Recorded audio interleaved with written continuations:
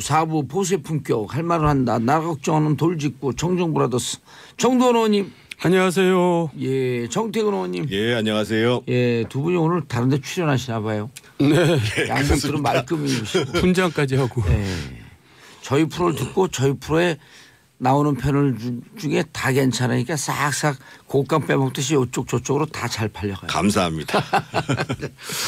참 큰일 났어요, 근데 정도원 의원님. 네, 그렇습니다. MB 이거 난리 났어요. 이제 특활비가 뭐 이상득한테까지 튀고 원세훈 뭐 집 사는데 개수기 동원했는데 그럼 어디까지 가는 거예요 이게? 뭐 초토화되겠죠. 근데 국민들은 진짜 경악을 금치 못하고 있는 것 같아요.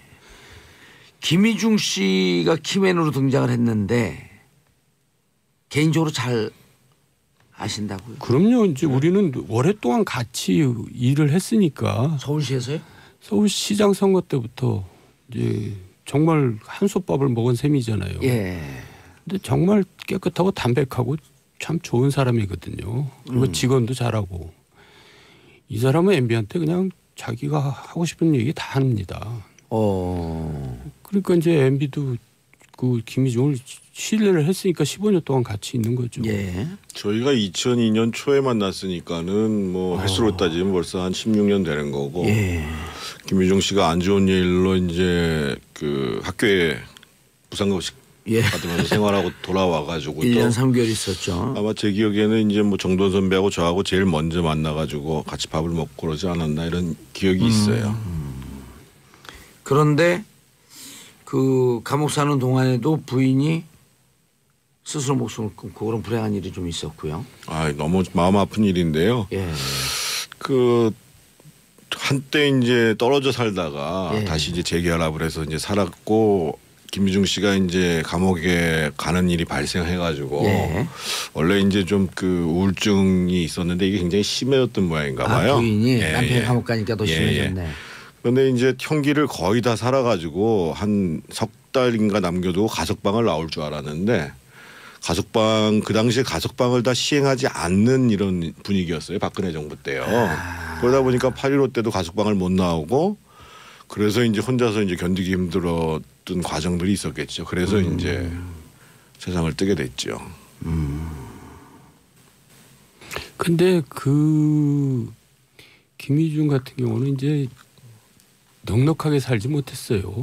그 부자 MB 모시면서도 넉넉하지 않았다는 얘기는 굉장히 깨끗하게 살았다는 얘기고 남의 돈에 절대 손은 안 대거든요. 근데 이제 저축은행 사건 때는 실수를 한 거죠. 사람이 살다 보면 일생일대 실수하는 경우도 있잖아요.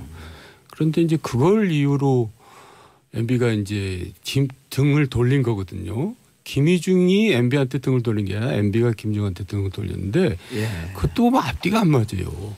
형님도 저축은행 사건으로 구속돼서 형을 살았잖아요. 그러면 형하고도 등을 돌립니까? 그러니까 김희중을 굉장히 무시한 거죠. 저 사람은 착한 사람이니까 내가 어떻게 돼도 되겠다. 이런 식의 조금 너무 사람을 이렇게 가볍게 대하는 거죠. 예, 김희중 전 1부속실장이었죠. 네. 배신감이나 복수 때문에 나선 것은 아니다. 아이들에게 더 이상 잘못된 모습을 보일 수 없었다. 이런 얘기겠죠. 이제 만약에 이번에 자기가 특활비를 받은 것을 자기가 이제 떠안고 가게 되면 애들한테 더더군다나 지금 이제 엄마도 지금 없는 상황인데 장모님이 키우고 있죠. 그러니까요. 그러니까 이제 그 다시 이제 그 포토라인에 서가지고 수갑을 찬 모습들을 보여주는 것을 그 도저히 이제 없었기 때문에. 그러니까 자기가 이제 희생을 해야 되는데 자기가 희생을 할 사람은 자기를 등을 돌렸거든요. 근데 왜 희생을 합니까? 더군다나 아이들이 중요한 거지. 예. 자, 지금 이제 쟁점이 되고 있는 것 중에 하나가 김희중 실장은 제2부속실을 통하지 않고 국정원 특활비를 김민옥 여사 측에 직접 전달했다. 그리고 그 관저죠, 관저. 관저. 예, 관저에 있는 직원에게 전달했다는데 또 이제 나오는 보도는 직원은 자기가 받은 적 없다. 뭐 그렇게 얘기하죠 보통. 그럼 그 돈이 김희중이 먹었다는 얘기 믿기 더 되잖아요. 그렇죠. 예, 그러니까 김희중은 사실대로 얘기할 수밖에 없죠. 근데 사람들이 이게 이제까지 김백준 씨가 총무기획관으로서 예. MB의 재정 문제를 총괄하고 있다라고 알고 있었는데 김유중이라는 사람이 느닷없이 나왔단 말이에요. 일반 국민들 눈에는. 그리고 집사 중에 집사다. 또 이렇게 얘기를 하고 있고. 그러니까 일상적인 정치 활동 그리고 에 들어가는 것들은 이제 거의 이제 김유중 씨가 다 정리했다고 봐야 되고요. 그리고 이제 그거를 더 커가지고 예를 들면 대선을 준비하기 위해서 저희가 이제 서울시에서 나와서 이제 안국 포럼 같은 걸 만들잖아요. 예. 그래서 그런 이제 캠프 전체의 차원이라든지 뭐 다스 관계되는 부분들 그리고 이제 BBK 어제 이제 그렇죠. 뭐 다스 BBK가 뭐 마찬가지죠. 그리고 이제 어제 이제 그 신학수 씨라고 이제 그 옛날에 그 지구당의 이제 총무부장을 하다가 MB가 지구당에 예. 그 이명박 대통령이 운영하는 동아시아 연구원에 이제 그 총무부장으로 있다가 나중에 서울시장 선거 때 이제 그 선거법 위반 그러니까 책을 막 배포해 가지고 MB 저서를 배포해서 그때 집행유예를 받았던 분이 있는데 신학수 씨요. 그분은 이제 일찍부터 이제 다수로 갔었죠. 아. 그래서 이제 아마 그 실질적으로 다스 관련된 예. 그런 부분들을 관리하는 데 역할을 했을 거고 나중에 그분이 이제 총무비서관으로도 왔죠. 아 신학수 씨가 예. 지금 신학수 씨도 소환한다는 거 아닌가요? 압수수색은 이미 했고 아직 소환은 안 했는데 그래서 실제로 이제 이명박 전 대통령과 관련해서 그런 그 자금에 대한 부분들을 세세하게 아는 부분들은 김백준, 신학수, 김희중 이렇게 봐야죠. 이 세 분이 다 수사 선상에 오르면은 결국 모든 게 다 밝혀지나요? 그렇게 되면? 그러니까 신학수 씨도 과거에 서울시장 선거 때 이제 구속된 적이 있거든요. 그때 그 출판 관련해 갖고 선거법 위반으로. 예. 그리고 이제 집행유예로 나왔다고 하는 말씀하신 그러니까 거고. 이제 신학수를 관리는 했죠 MB가. 근데 그 신학수가 다스로 갔다가 선거 때 또 참여했다가 청와대 갔다가 그러니까 굉장히 핵심 인물 중에 지금도 다수의 감사로 있고요. 지금 예. 근데 이제 신학수 씨는 이렇지만 아까 이제 그 깨끗한 분인데 김희중 씨를 묘사하면서 일생일대 실수를 했다. 그러면 이제 그런 또 이제 개인적인 사정도 좀 있는 걸로 알고 있고. 그런데 이제 MB 측에서 이렇게 주장할 수 있는 거 아닌가요? 또 뭐 감옥 갔다 온 사람인데 신뢰할 수 없는 사람이다. 그 사람이 얘기하는 게 무슨 주장이 신빙성이 있겠냐. 그게 이명박 전 대통령의 발언인지 어떤지는 잘 모르겠습니다만 솔직히 얘기하면 지금 참모라고 하는 사람들 쭉 도열한 사람들 있잖아요. 그분들 사실은 경선 때부터 시작해서 제대로 아는 게 별로 없는 사람들이에요. 맞아요. 예를 들면 이동관 씨 같은 사람도 경선이 끝나고 참여한 사람입니다. 그러니까 박근혜 후보하고 치열한 경선이 끝나고 다 결정난 다음에 오신 분들이고요. 이재호 씨도 하나도 몰라요. 뭐 거기 맹장관, 맹영규 장관 것도 마찬가지인 거고. 김효재 같은 부분들은 어떤 특정 부분에 있어서 그 조직 활동을 했던 부분들이 특보들을 모으는 활동을 했던 분들이고. 언론 관계 일을 했죠. 그분들이 내부 사정을 전혀 알 수가 없는 사람들이에요. 그러니까 그날 도열하지 않은 예를 들어 박영준은 잘 알죠. 그래서 그날 그러니까 아는 사람들은 다 거기 도열을 못할 거죠 기본적으로. 모르는 사람들이 그냥 가는 거고 거의 뭐 김상엽 비서관 뭐 거기에 또 무슨 민정수석했던 분들 서 있던데 그 민정수석도 아마 모를 거예요. 아마 제가 민정수석이죠? 아마 내용을 아는 분들 중에 한 분은 거기 있었던 분 중에서는 장다서로 민정비서관 정도가 어느 정도 알았을 가능성이 있죠. 장다서로는 이제 이상득 부의장의 비서실장 출신이거든요. 그러니까 이상득 씨가 이제 청와대에다가 박영준을 또 장다서로를 이제 가족 담당 비서관으로 박아놓고 박영준을 총괄하는 비서관으로 박아놓고 김주성 자기 코오롱 때부터 부하였던 김주성은 이제 국정원 안 기조실장으로 박아놓고 그러니까 이제 권력 중추부에 다 자기 사람들을 박아놓은 거죠. 그러니까 뭐 저 정태근 의원이 옛날에 우리나라에는 상황이 있다. 태양이 두 개가 있다. 그런 얘기도 한 적이 있어요. 그 제가 이제 그 이명박 전 대통령 쪽에 법률적 자문을 하는 그 변호사를 통해서 들어보니까요. 그 참모들이라고 쭉 도열했던 참모들 있잖아요. 그분들이 제대로 진언을 못 한다는 거예요. 알아요. 내용은 모르는데. 그러니까요.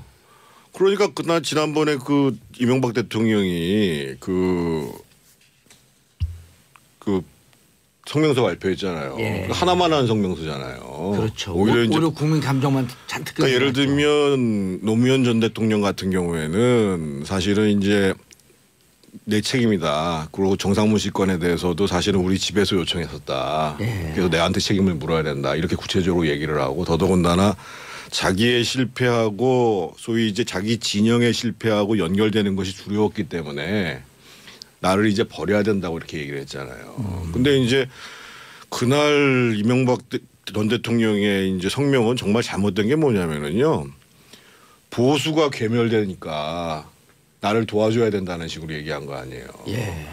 당신으로 인해 가지고 보수가 피해 보면 그거를 분리시켜서 내가 책임을 지겠다는 게 정상적인 태도지. 그러니까 저는 그 참모들이 도대체 이해가 안 가는 사람들이에요. 그러니까 문화를 뭐 직접 누가 썼는지는 모르겠지만 그래야지 그나마 아 정말 자기 이상의 자세가 돼 있구나. 뭐 희생인지 어쩐지 잘 모르겠습니다. 그런데 그거를 이제 정치보복과 보수 계멸과 연결시켜 버리니까 그래도 좀 아이고 정치보복이라고 생각했던 보수들조차도 이게 뭐지? 아 근데 보수 괴멸은요 누가 시켰냐면 이명박 박근혜가 시킨 겁니다. 그 두 사람이 권위주의 정권을 거치면서 정말 합리적인 보수들이 다 떠났죠. 아니 그러니까 그런 얘기를 하지 말아야지 그러니까. 아니 그래서 난 참모들 진짜 그 참모들 이해가 안 가요. 그러니까 제가 보기에 모르기도 모르고 실제로 이명박 대통령한테 진언을 하지도 않고 지금이라도 가서 진언할 생각 있으세요? 전혀 없습니다.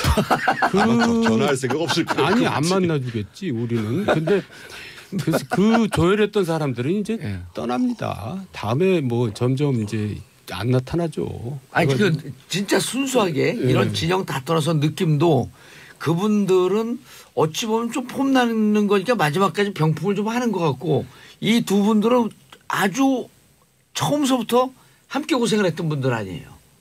근데 이분들은 아니 이미 그러니까 떨어져 저희도 나왔고. 사실은 아니 저도 뭐 이명박 전 대통령이 시장일 때 별 볼 일 없는 저를 부시장으로 발탁해 줬잖아요. 그래서 이제 월급 받아가면서 제가 사실은 그 나름대로 이제 행정이라든지 정책에 대한 이해, 관련 사회에 대한 이해를 잘할 수 있었던 게 그 서울시 부시장으로 재직할 때 서울시가 외교기능, 군사기능 빼놓고는 다 모든 걸 갖고 있잖아요. 그래서 저도 이제 은혜를 받았던 건 사실이죠. 그러니까 은혜를 받았기 때문에 오히려 이분이 잘 되기 위해서 충원을 해야 된다는 거죠. 쓴소리를 해야 되는 거고 거기서 쓴소리 그냥 많이 하셨잖아요. 아부를 떨고 그냥 뭐 딸랑딸랑하고 이거는 사실은 은혜를 보답하는 길이 아닌데 근데 이제 쓴소리를 하는 사람이 딸랑딸랑하는 사람한테 밀려나게 돼 있는 거죠 기본적으로. 왜냐하면 그 사람들은 딸랑딸랑하면서 같이 이제 뭘 좀 해야 되는데 얘들 때문에 불편하거든요.